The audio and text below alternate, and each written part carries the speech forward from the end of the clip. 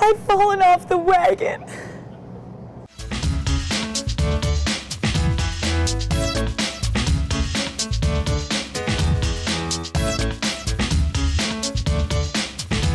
You don't say. If you're like me, you have a pretty good idea of what you should be eating. But the not so healthy foods are so much more convenient, and they taste pretty good too.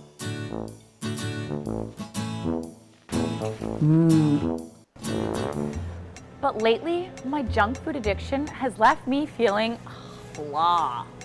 So, on this week's episode of You Don't Say, we get back on the wellness wagon, hit the gym and the produce aisle to talk to people about healthy living.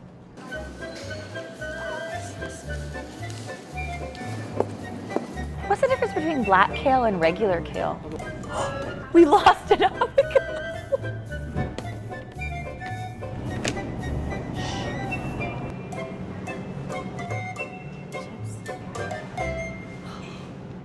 All right, what are you doing to get on or perhaps stay on the wellness wagon? The wellness wagon? Well, I make sure that I eat healthy. You know, that's a huge percentage because I was watching the news recently. And they said vitamins, they don't help you at all, right? They actually are, you're buying them for nothing really, you know? So I don't take vitamins. I make sure I eat a steady diet of garlic, ginger, and vegetables mixed into all my meals. I've always taken vitamins, like I'm a firm believer in vitamins.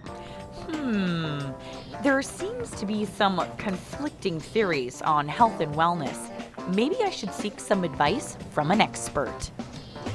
The biggest thing when you're getting started is to take small steps. So picking something that's very achievable and manageable so you can build some success. And whether it's, maybe trying to increase your fruit and vegetable intake in the day, or trying to add a 10-minute walk after supper, or maybe start tracking your food in a food journal so you are more aware of what you're eating. But something that's very small and action-orientated, just taking a first step no matter what it is. Well, I'm just checking out the Chilliwack Leisure Center today and gonna go for a swim. And from there I'm actually getting into organic farming. So I'm doing that as well as part of my wellness. So kind of switching careers. And so, part of the wellness is just eating right, exercising, getting out there, going backcountry skiing from time to time. Eating lots of apples, by the way. Lots of apples. I have 2 varieties, and I love crunchy apples. Trying to eat natural foods, not a lot of preservatives and extra stuff. A lot of organic if I had the choice. If the price is pretty close to similar, I'd probably choose the organic, that sort of thing. But and local. I try and shop as local as possible. One of the things that helps me a lot now is I have this 7-year-old grandson right here, who we're at the center here now. We're teaching him swimming lessons twice a week, so that requires quite an activity. And the other thing is, of course, my wife and I are both on a very rigid vitamin program, and you walk 10,000 steps a day as a goal. And we eat no sugar, no salt, no fat. That's it. In the mornings I have smoothies and I mix like kale and blueberry, just weird stuff, and I go online and try to find weird mixtures and stuff like that and just mix it all together, and then I'll do that again at lunch, or just eat like a light salad, and then I'll eat salad again at dinner with protein. So I'm strict to it. Like, there's nothing in between. I make my own meals, making them as healthy as possible. So for instance, if I have a salad, there's no dressing. I eat chicken, there's no barbecue sauce. So just little things like that, but they help in the long run, right? So, that's pretty much what I've been doing now, and now I'm doing cardio again, which is hard at first, but it'll get better in time. I love doing my Zumba class, and I do lots of walking, and eat healthy. The best way you can get fit is always something that you're going to enjoy doing, that's going to be convenient enough to fit into your lifestyle for a long term. And really, like I said, something that you enjoy doing. So whereas running might be awesome, if you hate running, you're never going to do it. So what's the point? If for some people it's walking, that's what they like to do, and that's fine. At Ascend Fitness, we recommend doing a combination of cardio and strength exercises. Strength exercises to boost your metabolism, get that lean toned look that most people are looking for. And then the cardiovascular exercise for optimizing your fat burning, for for increasing your heart health as well.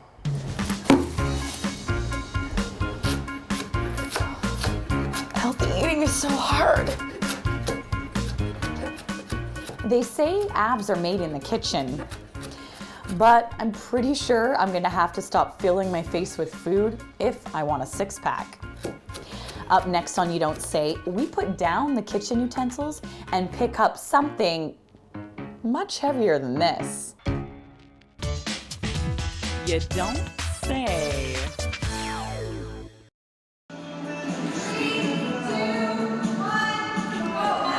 As the timer begins, the weights get lifted and the medicine balls get thrown in the air.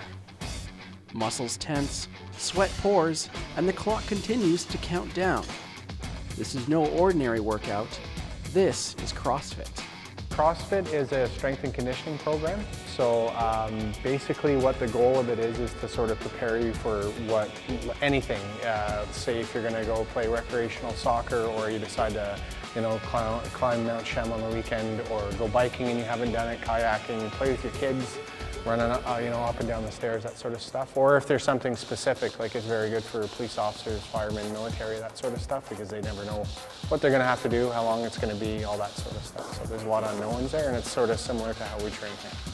Whether you're looking to lose weight, gain muscle, or increase endurance, CrossFit covers a variety of exercises, making it one of the most popular ways of getting into shape.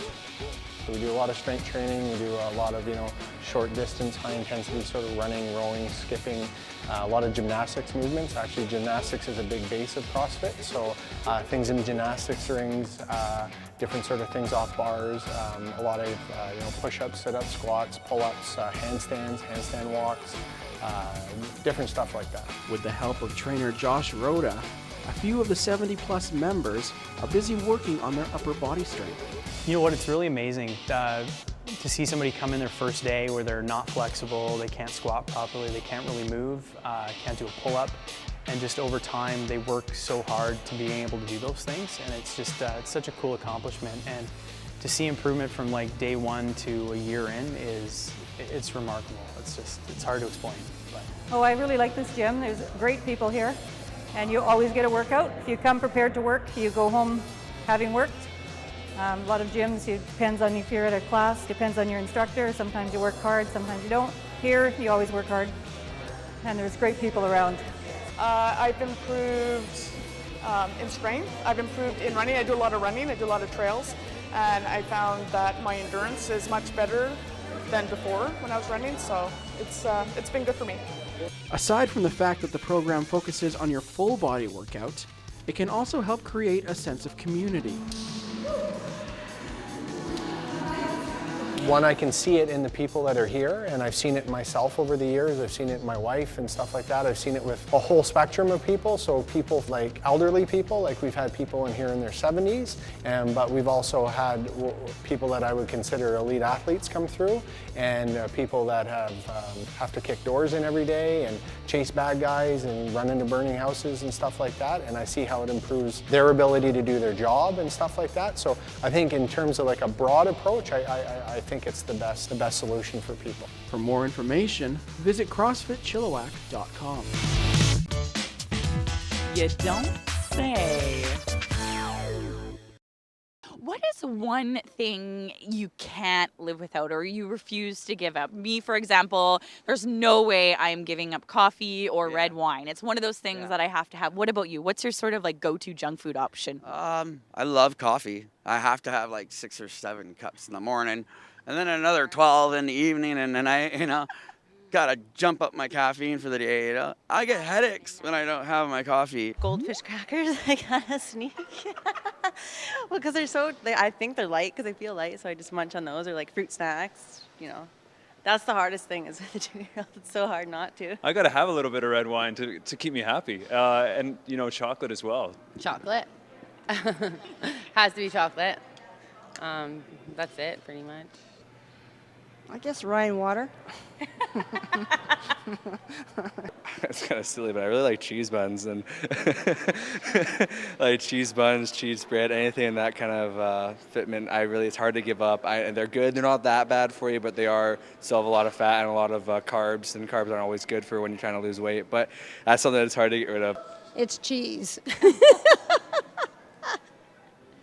That's the one thing I do have a challenge with, so I try not to buy it. Because if it's in the fridge, then I know I'll go in there and have a piece every so often. I refuse to give up coffee and candy.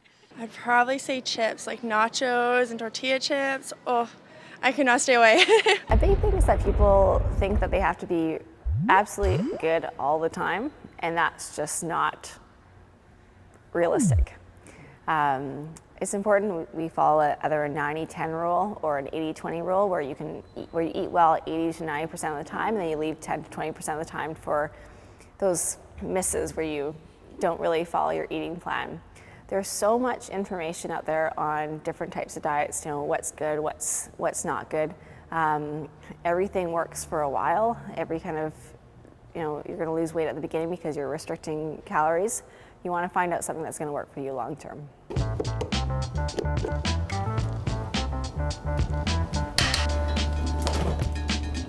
Should probably wear a hairnet, really.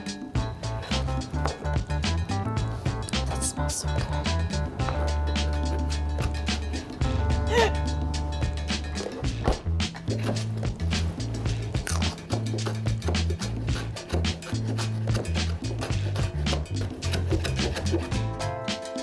Well, I guess I'm not the only one who's fallen off the wellness wagon on numerous occasions.